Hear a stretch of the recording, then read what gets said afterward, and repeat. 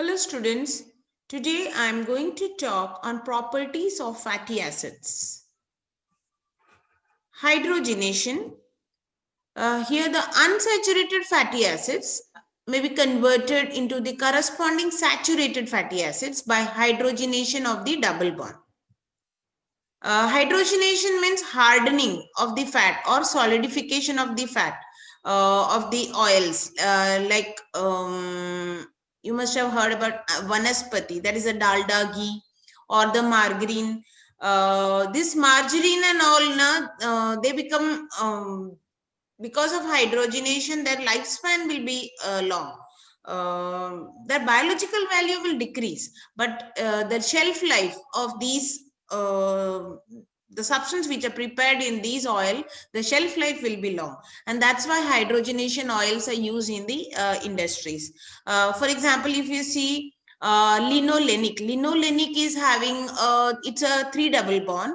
It is converted, it's a PUFA, it's having 3 double bond, it is converted to a 2 double bond linoleic.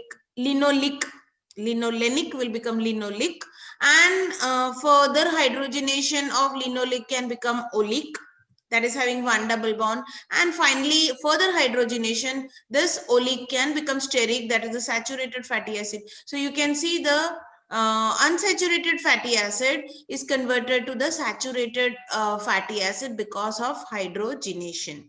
Okay, here hydrogenation, there is addition of 2 double bond in each 2 hydrogen in each double bond. Okay, that is what is happening in hydrogenation, and that's why the oils will become solidified. Okay, hardening of fat, that is known as hydrogenation. Second one is the properties, the halogenation. Here, when these fatty acids are treated with halogens under mild condition, these saturated fatty acids can take up 2 halogen in each double bond. Okay, when the double bond breaks, it takes 2 halogen. It can be a chloride, bromide, or iodine to form the halogenated derivative of the fatty acid. The number of halogen atoms taken up will depend upon the number of double bond. As in the amount of halogen atoms taken up, that is the index of the degree of unsaturation. So more the unsaturation, that is more double bond is there, more halogen atoms will be taken up by the fatty acid, and this is also known as iodine number.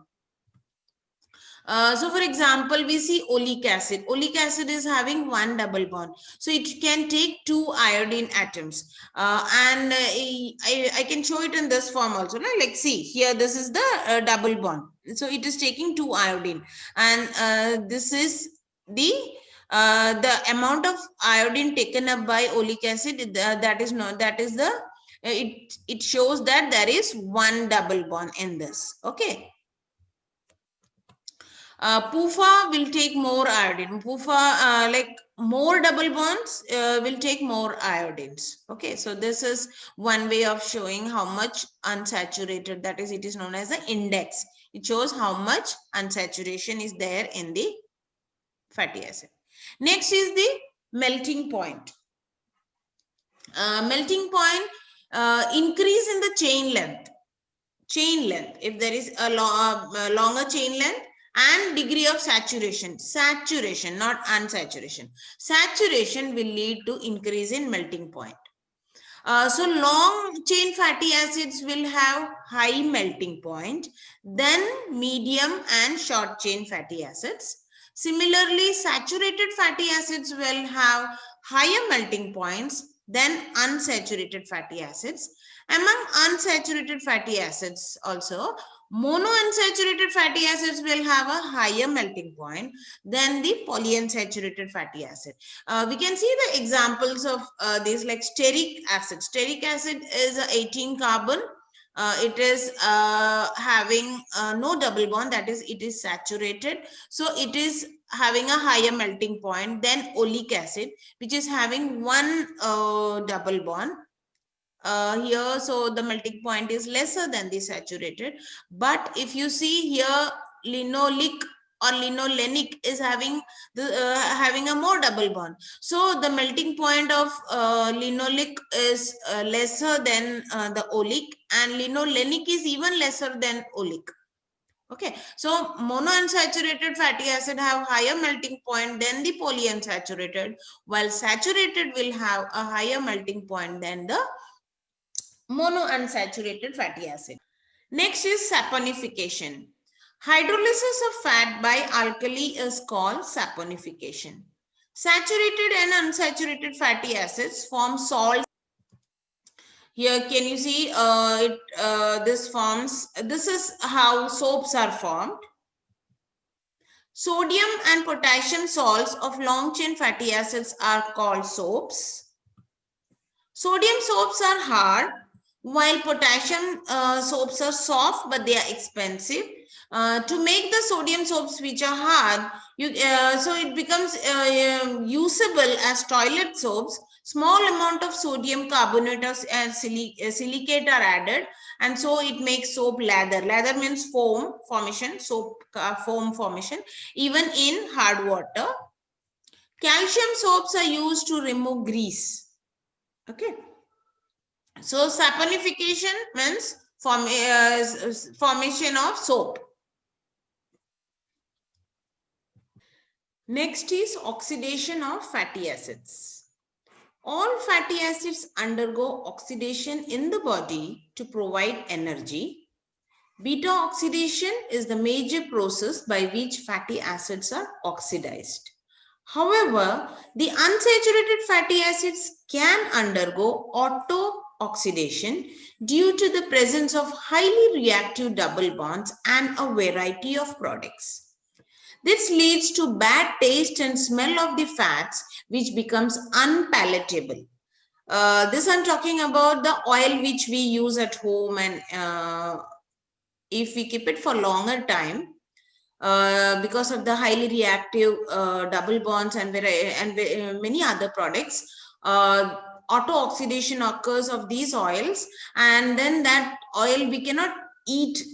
We cannot use that oil because they have a very bad smell, and which because of that we are not able to eat it.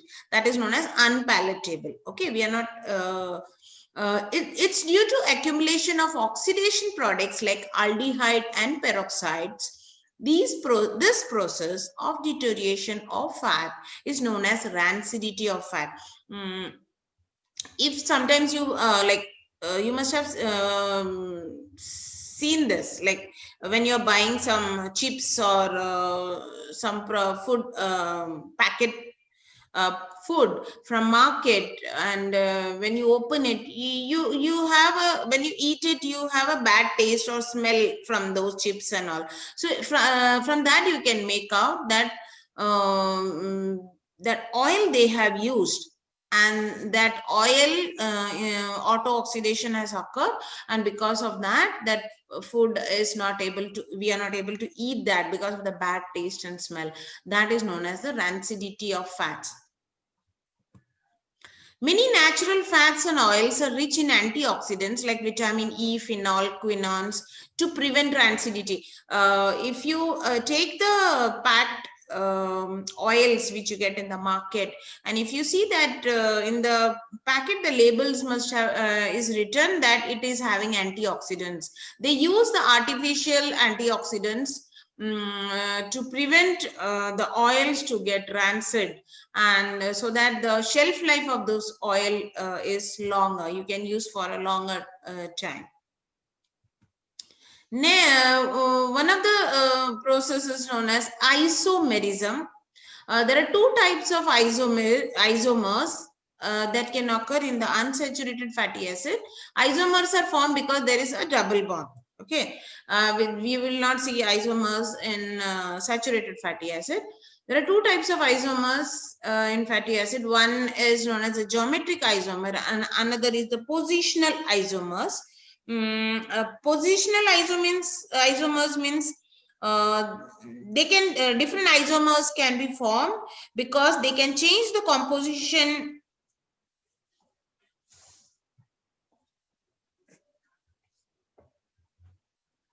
Positional isomers means a variation in the location of the double bond along the unsaturated fatty acid chain produces isomers of that compound. Means different isomers can be produced by changing the double bond in the chain of the fatty acid.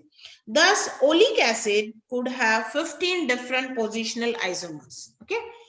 Then coming to the geometric isomers. Geometric isomers means depending upon the orientation of the radicals around the axis of the double bond. I'll show it in the diagram. If the radicals are on the same side of the double bond, it is called cis form. And if the radicals are on the opposite side, they are known as the trans form. I'll just give you an example of oleic acid and allylic acid. They have a same molecular formula, that is C17H33 and COH. But the only difference is one is a cis form, the other is a trans form, and because of that, both have different physical and chemical properties. This is oleic acid. If you can see, both hydrogen, that is both the radicals are on the same side. Here also these both are on the same side. This is known as oleic acid and this is the cis form. While this is the allylic acid, you can see hydrogen is on the opposite side. And this is known as a trans form. So even though they have the same molecular form, because of the geometric isomer, one is a cis form, the other is a trans form, they both differ in the physical and the chemical properties. Now, what is the biological significance of cis and trans isomerism? Almost all biologically occurring unsaturated fatty acid are cis configuration. The cis produce a kink. Kink means bend in the structure of fatty acid. This prevents the compact packing of the fatty acid chains or phospholipids in the biological membrane than the trans form.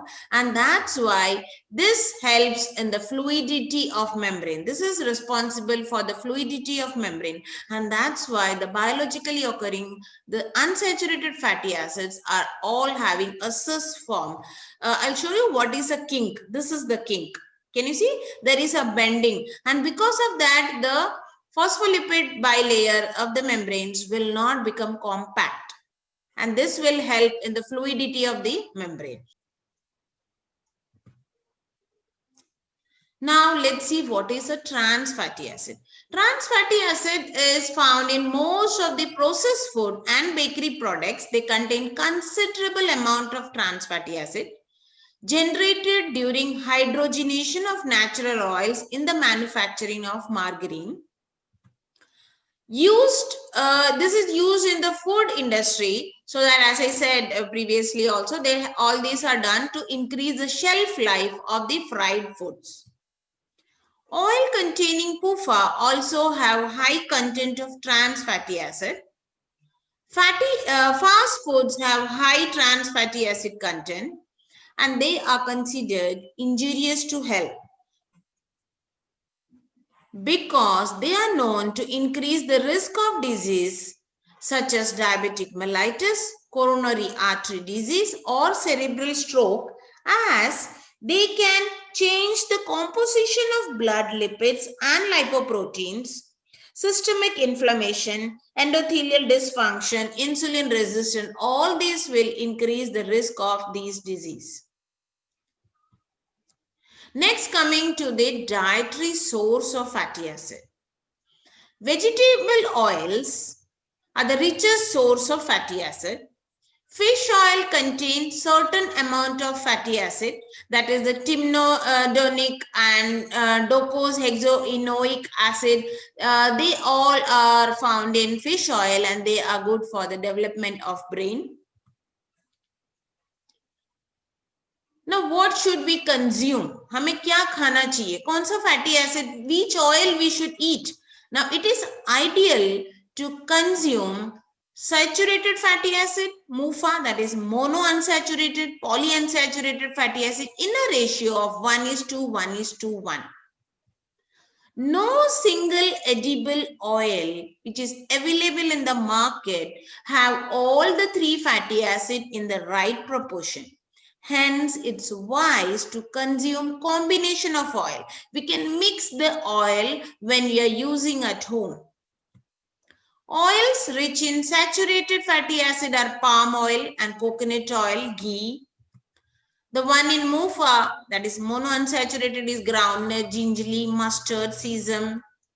While in PUFA, it is sunflower, cottonseed, safflower, rice bran, soya bean, linseed, corn flour. Soya bean oil is rich in omega fatty acid, while rice bran is having good amount of antioxidants. But as I said, we have to mix these oils so that we get a better oil to consume. Which can have all the 3 different types of fatty acids.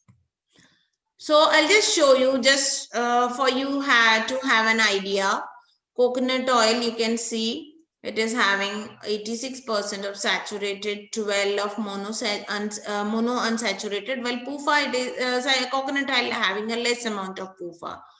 While if you see cottonseed is having more amount of PUFA, safflower is having even more, sunflower as having a more amount of PUFA, butter is having a more amount of saturated, fish oil is having a more amount of PUFA, it's having a considerable, not a very high amount of saturated. Monounsaturated is just having 13%. So this is just to show you the composition of different oil. So what we can do is we can mix some of the 2 or 3 oils together, or we can do that, we can change every time. Once we can use a groundnut oil, say next month you can go for a sunflower oil.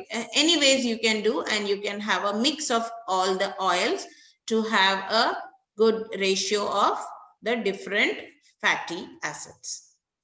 Okay, so that was the properties of fatty acid. Thank you so much for listening. And those who haven't subscribed, you can subscribe my channels. Okay, so that you get intimation of my next video. Thank you so much.